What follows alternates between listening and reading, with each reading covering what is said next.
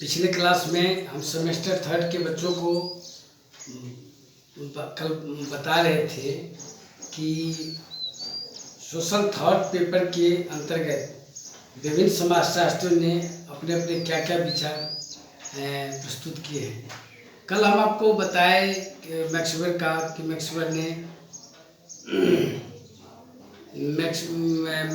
ने Protestant ethics and spirit of capitalism के बारे में अपना क्या विचार दिया। उन्होंने कैसे सिद्ध किया कि प्रोटेस्टेंट धर्म में कुछ ऐसी विशेषताएं हैं जो पूंजीवादी व्यवस्था का पोषक है या पूंजीवादी व्यवस्था को जन्म देता है। आज हम बच्चों आपको बताने जा रहे हैं कि मैक्सवेल ने एक और सिद्धांत दिया जिसका नाम है सत्ता, अथॉरिटी। तो आज हम सत्ता के बारे में बताने जा रहे हैं। यह है तो पॉलिटिकल साइंस का सब्जेक्ट मैटर, लेकिन समाजशास्त्र में भी हम पढ़ते हैं इसको। तो आज हम बताने जा रहे हैं कि सत्ता किसे कहते हैं और मैक्सवेल ने सत्ता के बारे में क्या समाजशास्त्रीय सिद्धांत दिया है। देखो बच्चों, मैक्सवेल एक ऐसे जर्मन 19वीं सदी के एक ऐसे जर्मन समाजशास्त्री थे जिन्होंने कई सिद्धांत प्रस्तुत किया, जैसे नौकरशाही का सिद्धांत, जैसे आदर्श प्रारूप का सिद्धांत, सामाजिक क्रिया का सिद्धांत, सब धर्म का, समाजशास्त्र का सिद्धांत। उसी तरह से उन्होंने सत्ता के संबंध में लिखा। सत्ता के बारे में जानने से पहले आपको शक्ति के बारे में जानना जरूरी होता है। साधारण तौर पर राजनीति शास्त्र की भाषा में जब कोई व्यक्ति अपनी इच्छानुसार जब कोई व्यक्ति दूसरे के व्यवहार एवं कार्य को अपने मनोवांछित इच्छा के अनुसार संपादित करने के लिए प्रेरित करता है या बाध्य करता है, तो उसे हम शक्ति कहते हैं। फिर से सुनिए, ध्यान दीजिए। जब कोई व्यक्ति या अथॉरिटी, जब कोई व्यक्ति या अधिसत्ता किसी दूसरे व्यक्ति के व्यवहार या कार्य को अपनी इच्छा अनुसार प्रेरित या बाध्य करता है, अपने इच्छा अनुसार कार्य करने के लिए उसे बाध्य कर देता है या प्रेरित करता है, तो उसे हम शक्ति कहते हैं। जैसे परिवार में आप देखिएगा कि आपके पिताजी जो होंगे वो आपको कहेंगे कि ये कार्य कर्जा करके लाओ, तो आप कीजिएगा। तो निश्चित रूप से उनके अंतर्गत वह पावर है, शक्ति है। मुखिया के आदेश का पालन वहाँ के आम जनता करता है, पंचायत का आम जनता करता है, उसके बाद शक्ति है। और जब शक्ति का संस्थागत रूप हो जाता है, जब कोई शक्ति में वैधानिकता जुड़ जाता है, उसको राज्य या कानून स्वीकार कर लेता है, तब उसे हम सत्ता कहते हैं। जब किसी व्यक्ति या पदाधिकारी या पद के अधिकार को राज्य या कानून या वहाँ का विधान स्वीकार कर लेता है, या उसी को जब स्वीकार कर लेता है तो वह सत्ता का रूप धारण कर लेता है। अब प्रश्न यह उठता है कि सत्ता हर व्यक्ति में निहित नहीं होती है। हमारे समाज में या विश्व के किसी भी समाज में आप चले जाइए, भारतीय समाज में रहिए या विश्व के किसी भी समाज में चले जाइए, तो आप देखिएगा वहाँ स्ट्रैटिफिकेशन देखने को मिलता है, स्तरीकरण देखने को मिलता है। समाज में कुछ व्यक्ति अपने योग्यता और कुशलता के आधार पर उच्च पद को धारण कर लेते हैं, और कुछ व्यक्ति में जब वह योग्यता और कुशलता नहीं रहता, वह समाज में निम्न पद पर रहता है। तो जाहिर सी बात है कि जो उच्च पद पर आसीन होते हैं, क्योंकि उनके अंदर बौद्धिकता होती है, कुछ गुण होता है, कुशलता होती है, वह प्रतिष्ठा जुड़ जाता है, तो वह अपने आदेश का पालन जो दूसरों से कराते हैं उसे ही हम सत्ता कहते हैं। तो उनके साथ उनका पद और प्रतिष्ठा के साथ जो शक्ति जुड़ा हुआ रहता है उसे ही हम सत्ता कहते हैं।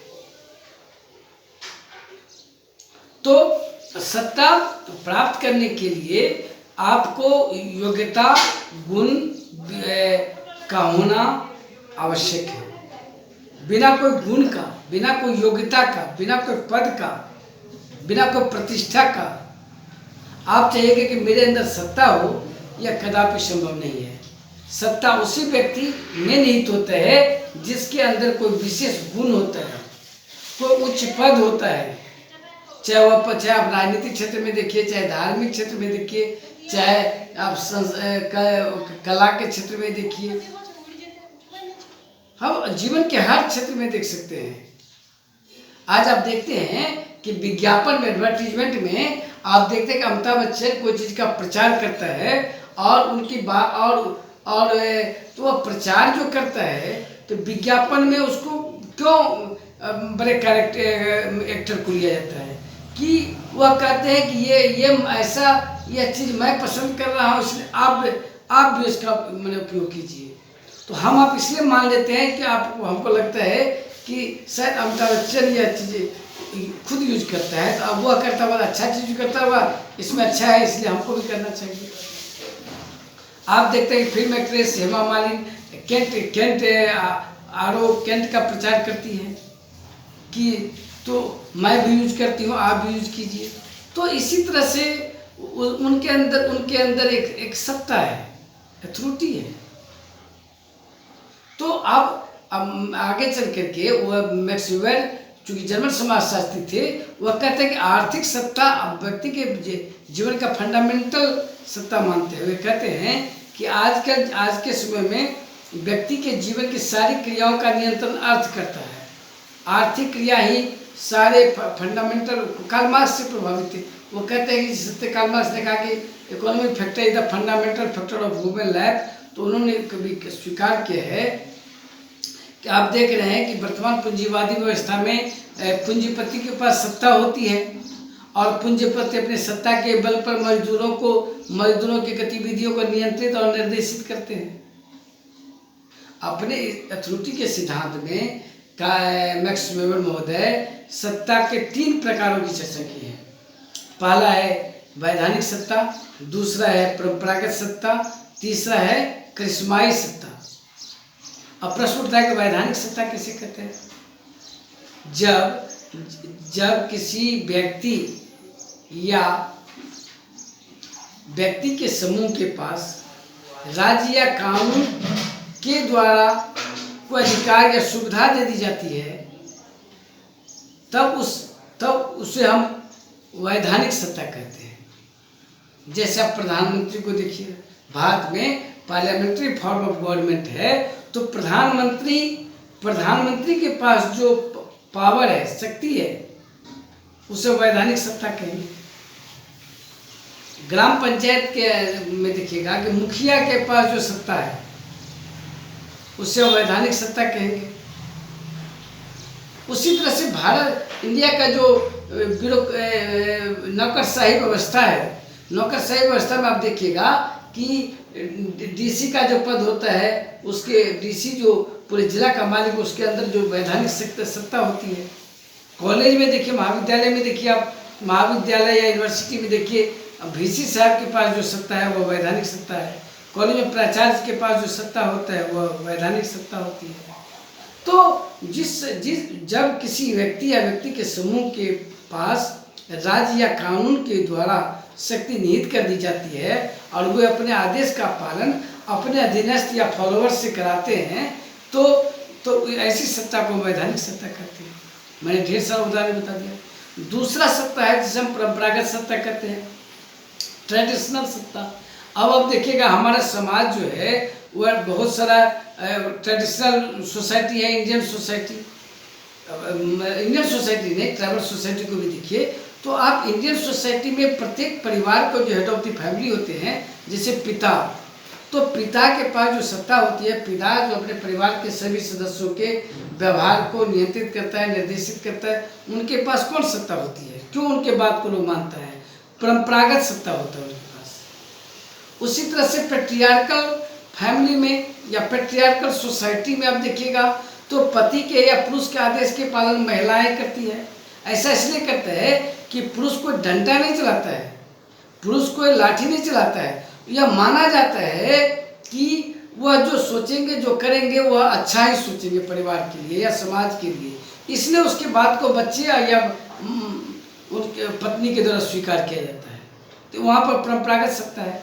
आप ट्राइबल सोसाइटी में चले जाइएगा तो ट्राइबल सोसाइटी में देखिएगा संथाल जनजाति में कि माझी के पास जो सत्ता होता है, जो उसका धार्मिक मुखिया होता है माझी या परगने, तो उसके पास परंपरागत सत्ता होती है, तभी संथाल जनजाति के सभी लोग उसकी बात को स्वीकार करते हैं।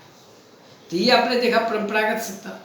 तीसरा सत्ता है जिसे हम करिश्माई सत्ता कहते हैं, जब किसी व्यक्ति में वैधानिक सत्ता नहीं, परंपरागत सत्ता नहीं, उनके अपने व्यक्तिगत गुण और योग्यता के आधार पर कुछ चमत्कारी शक्ति के द्वारा समाज के अन्य व्यक्ति उससे जब प्रभावित हो जाते हैं, उनके गुण देख के प्रभावित हो जाते हैं और उनके आदेश को मानने के लिए बाध्य हो जाता है या प्रेरित हो जाते हैं और वैसा ही करते हैं जैसा वो कहते हैं, तो इसे हम करिश्माई सत्ता कहते हैं। यह जीवन के हर क्षेत्र में आपको देखने को मिलेगा। जैसे आप जादू के क्षेत्र में देखिए तो पीसी सरकार नामी गिरामी, आज तो पीसी सरकार नहीं है, लेकिन पीसी सरकार के जो वंशज है या उनके नाम पर जो जादू चला रहे हैं, तो आप देखिएगा कि हाथ में कबूतर लेगा और उसको रुमाल बना देगा, तो उसके अंदर एक चमत्कार, आपको जादूगर के पास एक चमत्कार लगता है, तो इसलिए उसकी बात को आप मानते हैं। आप ओशो रजनीश का नाम सुने होइएगा, वह साइकोलॉजी के प्रोफेसर थे और ओशो रजनीश ने कई किताबें लिखी। तो ओशो रजनीश में हेप्टोनिज्म का गुण था, वह जो ही कहते थे वही उसके फॉलोअर्स मान लेते थे। और भारतीय को तो छोड़ दीजिए, ओशो रजनीश एक ऐसे दार्शनिक हुए जिनकी बातों को मानने के लिए उनके विदेशी फॉलोअर्स काफी अधिक होते थे, क्योंकि उनके पास करिश्माई शक्ति थी। आप आधुनिक धर्म गुरु को देख लीजिए, अभी जो आप देखते हैं योग के क्षेत्र में बाबा रामदेव को देखिए। बाबा रामदेव में क्या है कि करिश्माई शक्ति ही कहा जाएगा, जो उन्होंने योग का इतना प्रचार कर, लोग विश्वास करता है कि बाबा रामदेव जो कह रहे हैं वह एकदम सही है, इस जड़ी बूटी को खाने से हमको ये रोग ठीक हो जाएगा, ये कपालभाति करने से ये ठीक हो जाएगा, तो ये अनुलोम विलोम करने से ये ठीक हो जाएगा। अब होता है कि नहीं होता है वो गौर जाने या वो जाने, लेकिन आदमी मानता है, करिश्माई शक्ति है। आप उसके बाद आप देखिएगा साईं बाबा, तो साईं बाबा में आज लोग शिरडी जाता है पूजा करने के लिए, साईं बाबा के बात को लोग मानता है, वह आधुनिक धर्म गुरु थे, वह मानते हैं कि वह एक करिश्माई शक्ति है। उसी तरह से आप राजनीति के क्षेत्र में देखिए, स्वर्गीय इंदिरा गांधी को माँ दुर्गा कहा जाता था। ऐसे इसलिए उन्होंने कुछ ऐसे साहसिक निर्णय लिए, कुछ ऐसे कार्य किए, जैसे बांग्लादेश को आज़ाद कराना, बांग्लादेश का एक जन्म देना, 1971 में भारत को जीत दिलाना, उसके बाद 14 प्राइवेट बैंकों का नेशनलाइज करना, महाराजाओं के प्री पर्स को समाप्त करना, अपार बहुमत से 1971 के चुनाव में चुनाव जीतना, कांग्रेस सिंडिकेट का अंत करना। मैं जहाँ तक जानता हूँ तो ऐसा कुछ इंदिरा गांधी ने कार्य राजनीति के क्षेत्र में की, जो लोग उनको लोहा मानता था और उसके अंदर करिश्माई शक्ति मानता था। तो ये आपने देखा कि सत्ता के 3 रूप होते हैं मुख्यतः, एक होता है वैधानिक सत्ता, दूसरा होता है परंपरागत सत्ता और तीसरा होता है करिश्माई सत्ता। तो इन्हीं सत्ता के द्वारा समाज नियंत्रित और निर्देशित होता है। तो समय का अभाव है, तो थैंक यू।